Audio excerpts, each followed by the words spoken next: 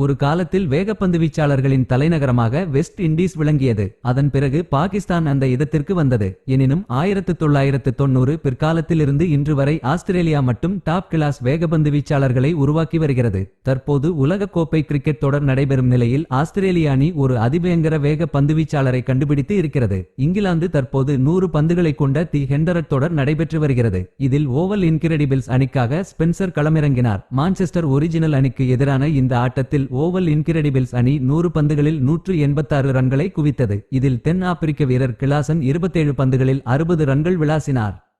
இதனை அடுத்து Manchester original அணி பேட்டிங் செய்ய வந்தது.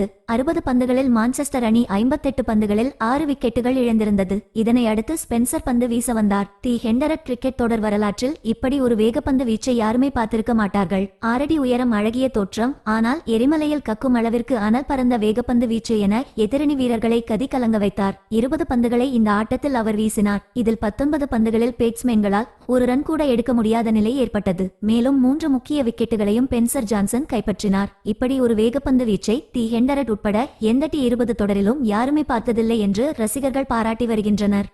ஓவர் நைட்டில் ஒபாமா என்று சொல்லும் அளவிற்கு பிரபலமான ஸ்பென்சர் தற்போது தென்னாப்பிரிக்காவுக்கு எதிராக T20 தொடரில் பங்கேற்க உள்ளார். 27 வயதேயான ஸ்பென்சர் சர்வதேச கிரிக்கெட்டில் ஒரு ரவுண்டு வருவார் என பலரும் பாராட்டி வருகிறார்கள். இவருடைய பந்துவீச்சு மிட்சல் ஜான்சன் மற்றும் ஸ்டார் ஆகியோரை கலந்தது போல் இருப்பதாகவும் ரசிகர்கள் கூறி வருகின்றனர். நன்றி, வணக்கம். நியூஸ் கிரிக் சேனலை தயவு செய்து சப்ஸ்கிரைப் அண்ட் லைக் செய்யவும்.